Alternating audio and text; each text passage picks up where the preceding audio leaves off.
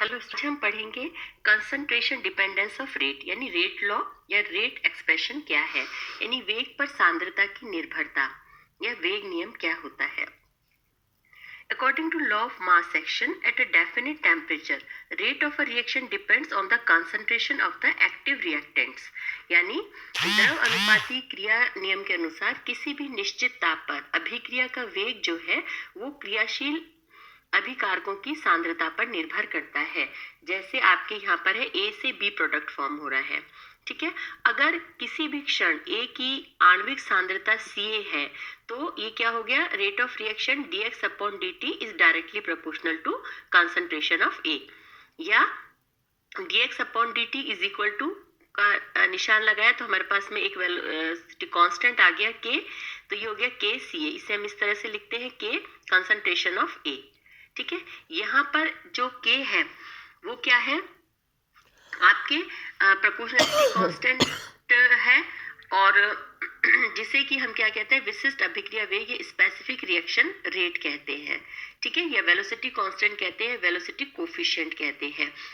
अगर टेम्परेचर स्थिर है, कांस्टेंट है, यदि स्थिर ताप पर आणविक सांद्रता 1 जो है, इसकी कंसंट्रेशन 1 है, तो ये क्या हो गया, dx upon dt is equal to k, यानी अभिक्रिया का जो वेग है यानी dx अपॉन dt है वो वेग स्थिरांक के बराबर हो जाएगा, ठीक है। कब, जबकि a जो है उसकी कंसंट्रेशन को हम 1 लेते हैं।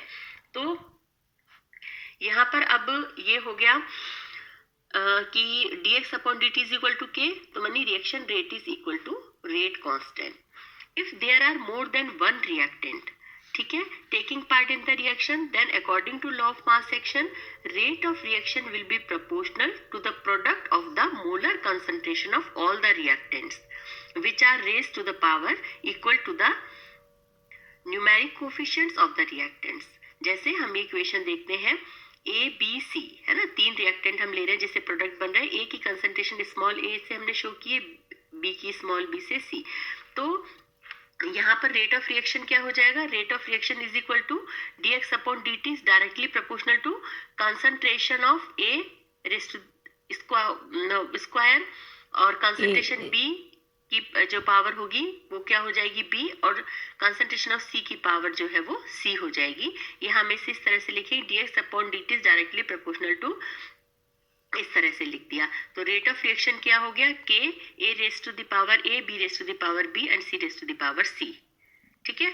अब अगर a b c की कंसंट्रेशन 1 के बराबर है, then value of specific rate constant k will be equal to the rate of reaction, ठीक है।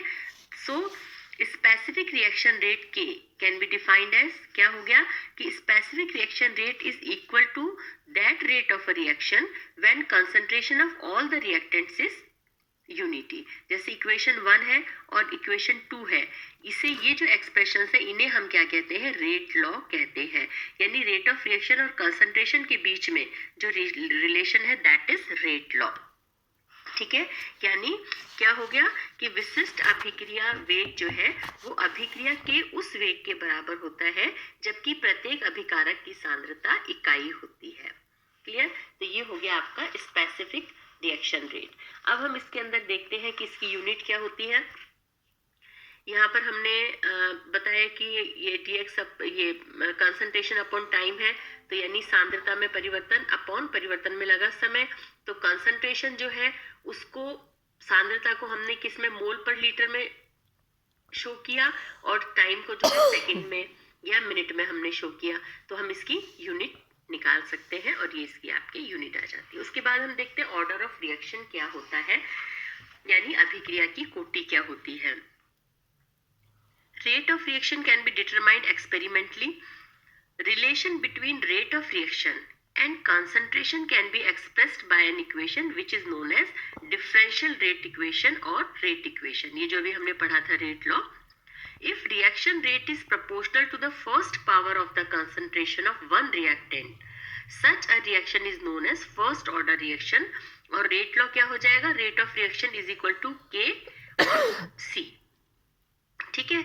सो इसका मतलब क्या हुआ कि अभिक्रिया की कोटि क्या है कि यदि अभिक्रिया वेग किसी एक अभिकारक की सांद्रता C के प्रथम घात के समानुपाती हो तो ऐसी अभिक्रिया को हम क्या कहेंगे, प्रथम कोटि की अभिक्रिया कहते हैं। अब अगर rate of reaction depends on all the reactants of the chemical reactions whose concentration changes measurably during the reaction, जैसे कि इसे हम समझ सकते हैं कि N2O5 है ना, तो N2O5 से जो है 4NO2 प्लस O2 बन रहा है, तो रेट ऑफ रिएक्शन क्या हो जाएगा, D N2O5 upon dt is equal to K, इसके बराबर हो जाएगा N2O5, कंसंट्रेशन ऑफ N2O5 की। ठीक है, अब इसके अनुसार क्या है, इस रिएक्शन में जो N2O5 है इसके देखो 2 अणु काम में आ रहे हैं। ठीक है, लेकिन इस अभिक्रिया का प्रायोगिक जो वेग है N2O5 की सांद्रता के प्रथम घात पर निर्भर करता है, केवल एक के ऊपर डिपेंड करता है।